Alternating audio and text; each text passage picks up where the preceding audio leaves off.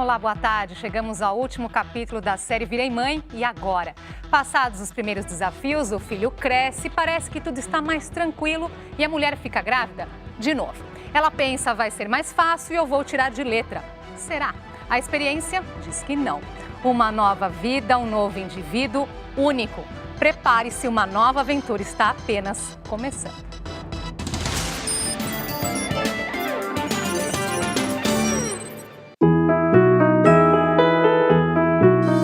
Eram 2. Viraram 3 com a chegada de Arthur e de repente 4 quando Lavínia deixou a família completa. E Maíra sentiu na pele que ter o segundo filho é bem diferente de ter o primeiro. Tudo. Tudo muda. Tudo foi diferente. A forma que eu descobri da gravidez, a forma que meu marido aceitou, a minha família aceitou, a dele foi minha surpresa, a dela já todo mundo, ai, que legal, não sei o quê. As diferenças já começaram na gestação. O tempo para descansar, para curtir a barriga, a Maíra quase não teve. E depois que a Lavínia nasceu, a experiência de já ser mãe não adiantou nada. O Arthur, ele já gostava, ele não me dava trabalho assim, ele dormia mais, bebezinho, ele mamava a mamadeira, ele era super independente. Se ele eu não, mamei ele, um mês de mamadeira. Ele mamava o peito e a fórmula também, só que aí com 1 mês e meio ele parou, ela não. Ela eu tentei introduzir, ela não fica, ela não é uma criança que ela dorme o tempo todo, ela não fica com todo mundo, ele ficava com a minha mãe para mim fazer diversas coisas, ela onde eu vou eu tenho que levar. Se os primeiros meses com o bebê são duros, com um bebê e um mais velho, um desafio duplo. De tanto pensar nos filhos, a mãe se esquece dela mesma. Que nem eu emagreci demais, eu perdi todas as minhas roupas. Eu não sei o que é ir no shopping.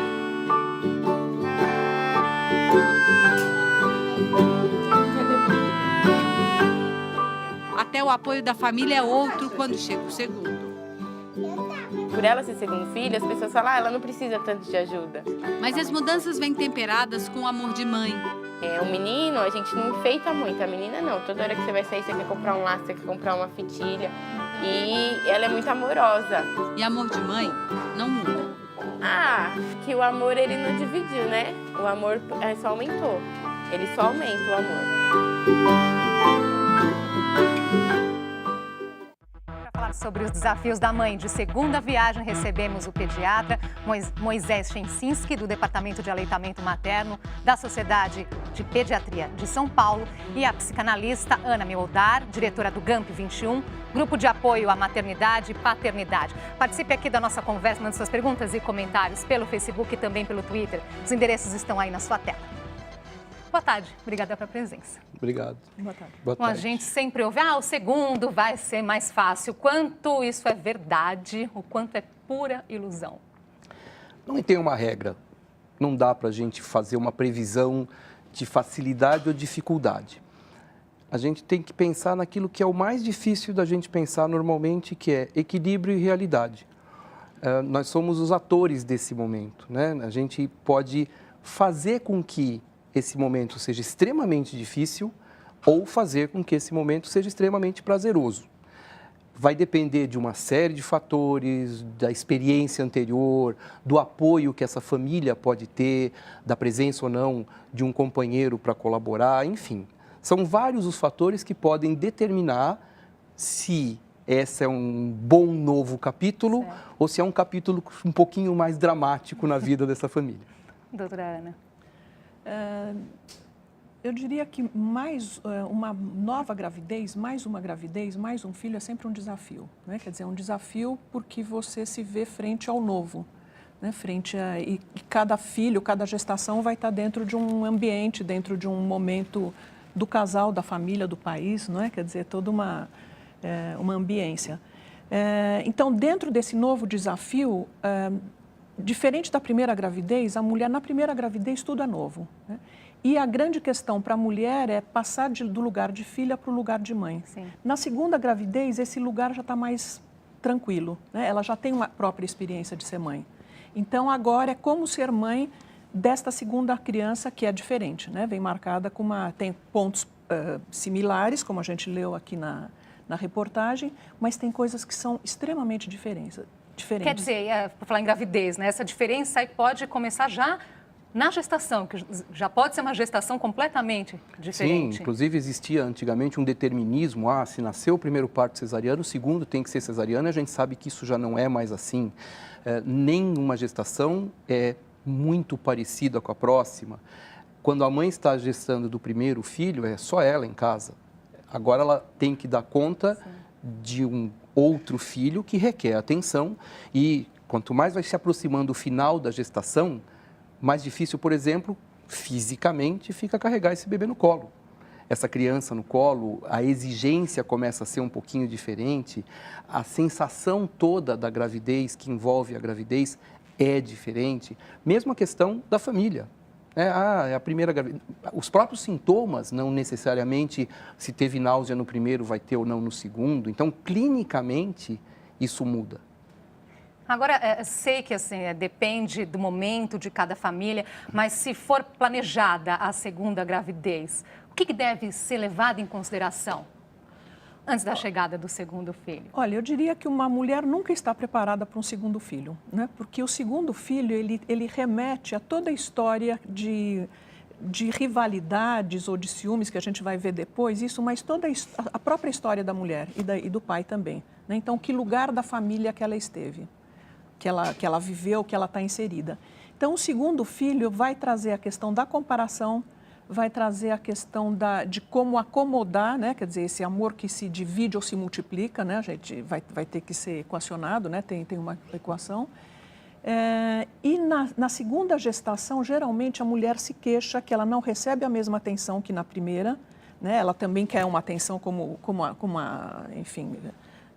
quase como a criança gostaria, e ela se queixa também de que ela se culpabiliza de não dar tanta atenção para a gravidez como ela conseguiu dar no primeiro, porque tem toda uma trabalheira aí do primeiro que exige, né? Então, o segundo filho, digamos que a gravidez vai acontecendo, ela não tem aquele tempo ideal que ela tinha com a primeira gravidez. Doutor Moisés. Sabe que a gente percebe hoje um pouquinho a mudança do parâmetro da família. Hoje o pai está mais presente. O companheiro está mais presente. Eu tenho muitas vezes no consultório consultas no primeiro ano de vida, eu fiz até uma estatística uma vez porque me chamou a atenção. 75% das minhas consultas no primeiro ano de vida, o pai está presente. Em algumas vezes ele está sozinho na consulta, porque a mãe voltou ao trabalho e teve que fazer, não dava para vir à consulta, ele vinha na consulta. Terminada a consulta, dizia, tudo bem, alguma dúvida? Ele tirava aquela lista que a mãe tinha passado, né? Sim. Lógico, hoje ele tira o celular, né?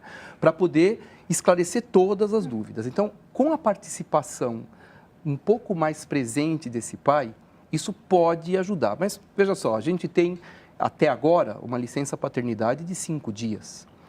Agora ela passou para 20 dias em empresas que são cidadãs, que são aquelas que concedem em troca de benefícios fiscais. Então, não é geral ainda.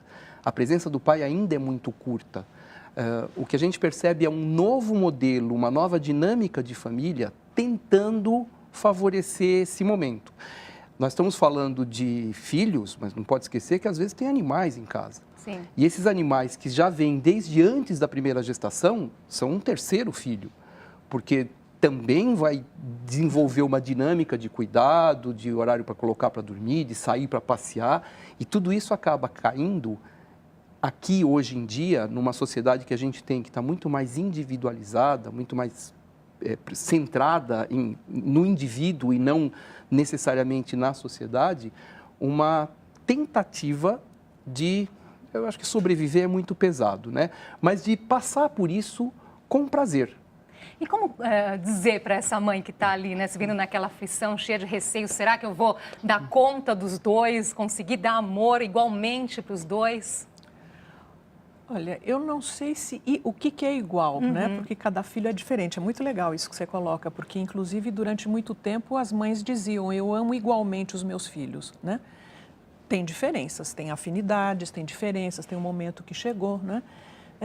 Mas tem uma preocupação da mulher de dizer assim, bom, o que vai ser do meu tempo, o que vai ser do meu casamento, como é que vai ser... Aí as questões se repetem, né, com a primeira gravidez.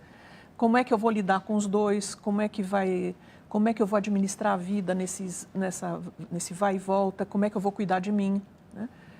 Eu tenho uma paciente recentemente que ela chegou no consultório, achei interessante, porque ela falou, hoje é a Andresa que chegou, né? Hoje é a Ana que chegou, ou seja, não sou mais a mãe de não sei quem, a nora de não sei quem, a mulher de não sei... Hoje eu estou me sentindo inteira, né? Demorou 2 anos. 2 anos. 2 anos. Voltar a cuidar dela de fato, olhar para si. Porque é um exercício de generosidade, né? Então, se contrapondo essa individualidade que você está trazendo, não é, Moisés? Eu acho que ter filhos e ter um segundo filho é um exercício de generosidade, né? Agora, sabemos, né, que é um outro filho, um outro indivíduo, muita coisa diferente. Mas o que podemos dizer para tranquilizar essas mães que ela pode sim aproveitar da primeira experiência? O que pode ser mais tranquilo? É realmente tratar de realidade, tirar, talvez a grande questão que a gente enfrente sejam os mitos, sejam as experiências de outras pessoas que não são a minha experiência. Outras pessoas podem ter tido experiências traumáticas. É muito comum a gente ouvir aquelas frases assim, nossa, você engravidou, então se prepara, porque agora você não pode mais dormir de bruço, agora você não vai mais dormir à noite. E, de repente, eu já tive pergunta no consultório e mãe me ligando, falando assim, doutor, deixa eu perguntar uma coisa para o senhor. Meu filho não tem cólicas. O que ele tem de errado? Porque todo mundo tem cólica, por que o meu não tem? E, na verdade, isso tudo foi a influência da família. Houve uma mudança muito grande, não só na questão clínica, mas na questão social, cultural, nos últimos 40, 50 anos. Quem essa mãe tem como exemplo é a própria família.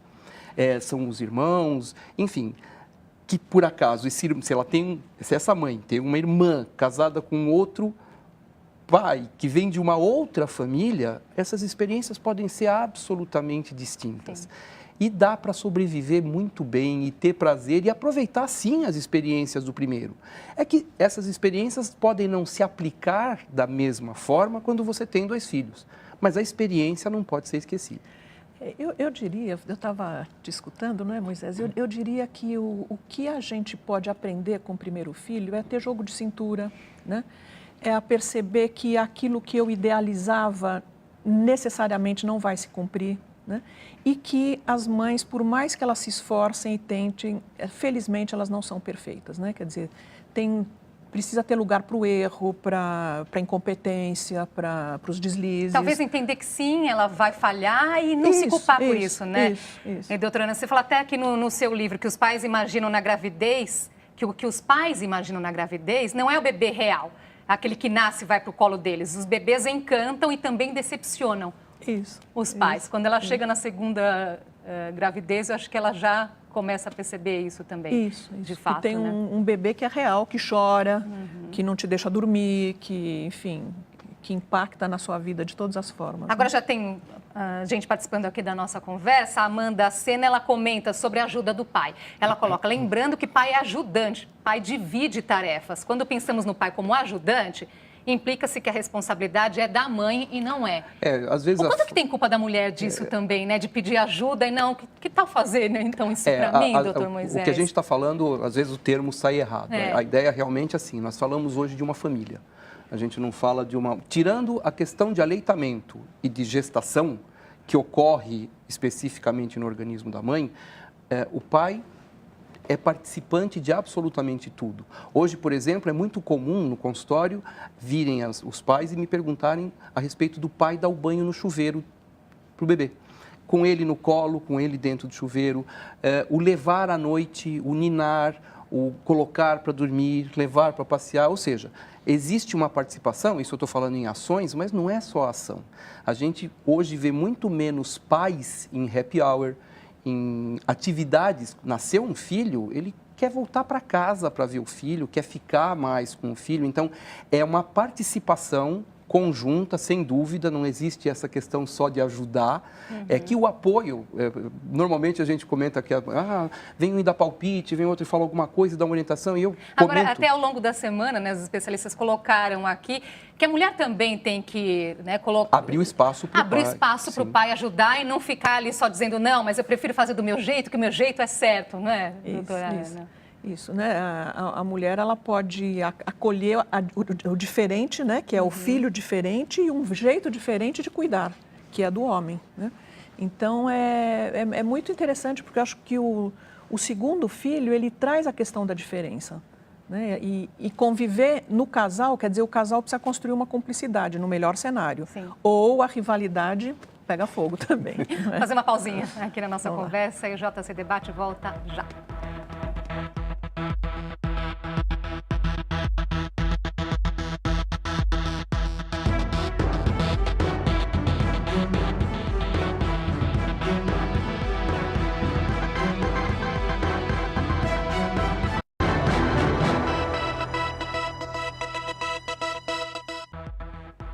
Já estamos de volta com o JC Debate. Hoje conversamos sobre os desafios da mãe de segunda viagem. Com a gente, o pediatra Moisés Chensiski e a psicanalista Ana Meodar. Continue aqui participando com as suas perguntas e comentários pelo Facebook e também pelo Twitter.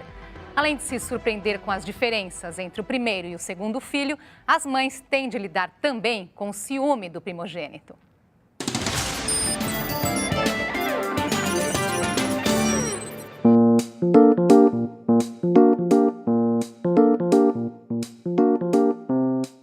Foto em tamanho gigante exposta na parede da sala. Arthur é o rei da casa. Eu chamo Arthur Henrique Bezerra Silva. Não se esquece desse nome. Um rei que agora precisa dividir o trono e a mãe. Quando era bebê, era só pra mim. Hoje, o bebê é Lavínia e o irmão sentiu. Ele meio que regrediu, assim.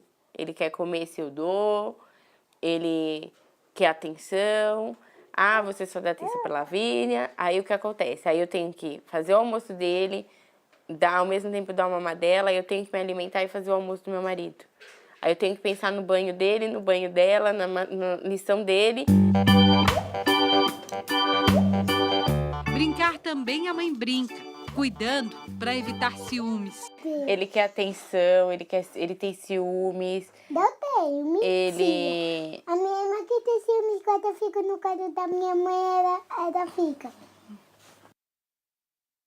Até na escola o comportamento mudou. O bilhete na escola, que ele tá faz 3 anos na escolinha, 2 anos, primeira vez que vem um bilhete da professora, que ele brigou com o menino. Aí eu vou buscar ele às vezes quando não é a perua. Aí a tia fala, ó, ele não tá escutando a gente, ó, ele tá teimoso. Teimoso sim, mas também cheio de amor por essa irmã que acaba de chegar. Enquanto a terceira vai brincar comigo. Não é à toa que um sorriso assim, ela só abre pro irmão.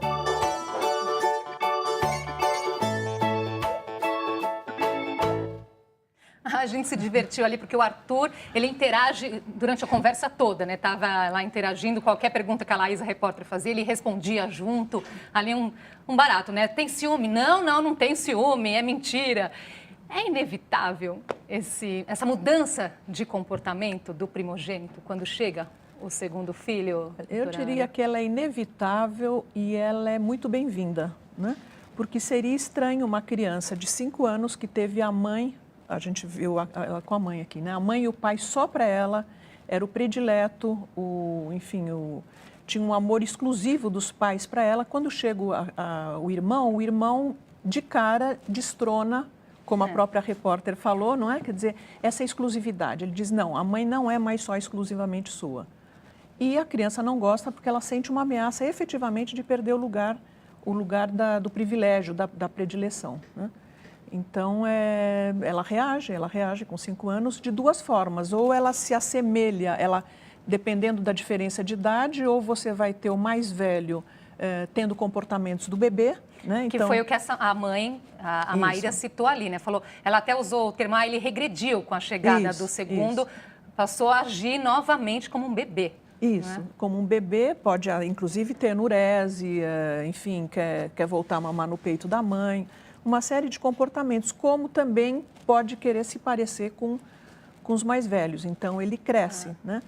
Eu lembro Eu não sou mais bebê. Não sou mais bebê, agora eu sou gente grande, eu posso até cuidar e a gente precisa tomar cuidado para não, enfim, atribuir muitas responsabilidades para o mais velho, né? Doutor Moisés. Essa questão do ciúme, a gente fica sempre muito focado na questão do bebê que nasceu e do outro que é maior. Esses dois crescem. E essa relação vai sendo construída de acordo com essa evolução. E muitas vezes o mais velho tem um pouco mais de consciência, então, por exemplo, um momento onde existe uma exacerbação dessa questão é quando a criança começa a andar. Porque ele fica muito bonitinho andando e a sensação dele de poder, nossa, eu posso sair daqui. E todo mundo olha e fala assim, ai, que lindinho, ele anda. O outro olha e fala assim, mas eu ando faz muito tempo e ninguém fala nada. E, aliás, ao contrário, quanto mais eu ando, mais eles falam, senta aí, fica quieto, espera um pouquinho. Então, essa construção essa dualidade de amor e ódio, enfim, que vai convivendo, se ela puder ser bem trabalhada dentro do vínculo familiar, ela vai ser um bom impulso para que essa família cresça, para que esses ciúmes não sejam um empecilho, e sim um apoio para que cada um possa manifestar a sua particularidade, a sua individualidade e as suas qualidades, enfim.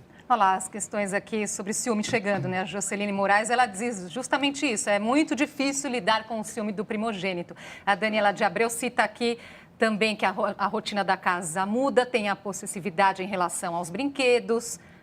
É um desafio mesmo, doutora Ana. Como fazer, né, o melhor, lidar da melhor forma com esse ciúme? Que dica dá aos pais? Olha, geralmente os pais ficam muito culpados em relação ao primeiro filho, porque é como se eles tivessem permitido uma certa traição, né? Eles sentem como se estivessem traindo o mais velho, né? De permitir que entrasse um intruso, né? Mais um filho, e que o mais velho fosse destronado, né?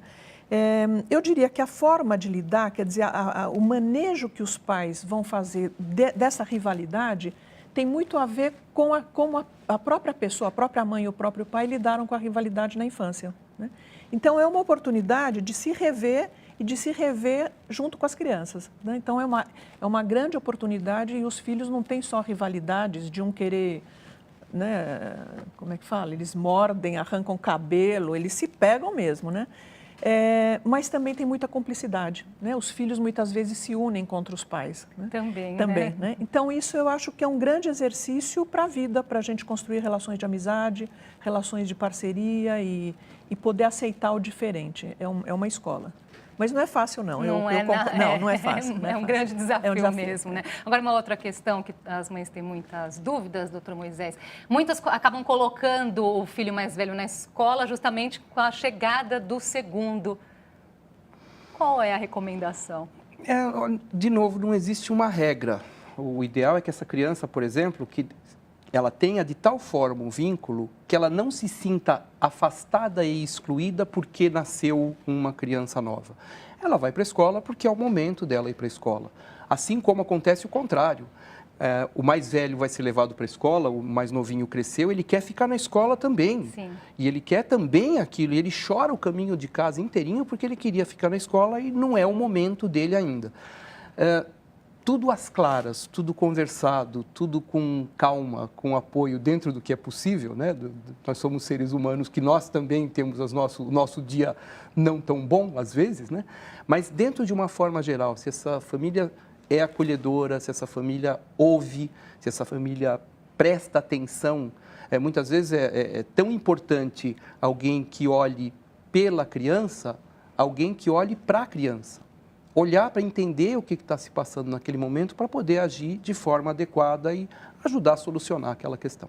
A Daiane Silva, ela comenta aqui, dá trabalho o segundo filho. O meu primeiro foi mais tranquilo porque ela morava com os pais, então teve muita ajuda. Agora com o segundo eu tive que me desdobrar, limpar a casa. No meio disso tudo, sobra tempo para a mulher também? Tem que sobrar, não tem? Tem que sobrar, tem que sobrar. Eu acho que aí entra a função dos avós, né, deles começarem a ficar com os netos. Os avós estão morando cada vez mais longe, mas não tem importância, ou com amigos. E essa divisão de trabalho com o parceiro, com o pai, eu acho fundamental, né? Então, se num primeiro momento a mãe precisa ficar grudada no bebê, eu acho que na medida do possível ela começa a desgrudar do bebê e começa também a se ligar ou ter alguns momentos, enfim, a sós, né, com o filho mais velho, né, ou a filha mais velha. Agora, para terminar, que está chegando ao fim, infelizmente, o que aprender com o segundo filho? Que pode ser um aprendizado aí para a mulher, para a mãe, para toda a vida. Aprender a olhar, a compartilhar, a entender que a gente não é perfeito, que não existe uma resposta única certa, que existem várias possibilidades, maleabilidade, flexibilidade, não tanta cobrança, não tantas regras, mas dentro de uma certa racionalidade. Doutora Ana. Bom, Moisés foi bastante amplo, né? E eu acho que a rivalidade, né, para os pais poderem se tranquilizar, que a rivalidade ela pode ser construtiva. Né? Ela pode ser construtiva justamente de perceber e de aceitar que o outro é diferente. Maravilha, obrigada pela participação aqui de vocês hoje. Vou terminar então com os recados, as dicas de leitura da gravidez aos cuidados com o bebê, da doutora Ana Meoldar, e também o Gerar e Nascer, do doutor Moisés. E também tem um site aí da doutora Ana com tantas outras dúvidas aí, questões que podem ajudar os pais, www.gamp21.com.br. O doutor Moisés tem um recado importante, um evento que vai acontecer então no domingo, Dia das Mães. Verdade, dia 8, a partir das 9 horas da manhã, em frente ao MASP, na Avenida Paulista, que estará fechada, nós estamos convidando mães, avós, pais, bebês e simpatizantes do aleitamento materno. Nós vamos comemorar o Dia das Mães. Eu tenho um movimento que chama Eu Apoio Leite Materno, que faz 1 ano nesse domingo. E dia 19 de maio é o Dia Nacional da Doação de Leite Humano. Então, nós vamos fazer uma mobilização, uma celebração às 9 da manhã. Convidamos todos aqui na Avenida Paulista, em frente ao MASP. Obrigada e até uma próxima oportunidade. Obrigado. E o especial Virei Mãe Agora chega ao fim. Muito obrigada pela companhia. Vocês enriqueceram muito a nossa conversa aqui, mandando as dúvidas e comentários. E esperamos que vocês tenham gostado das dicas dadas aqui. Bom final de semana. Feliz Dia das Mães.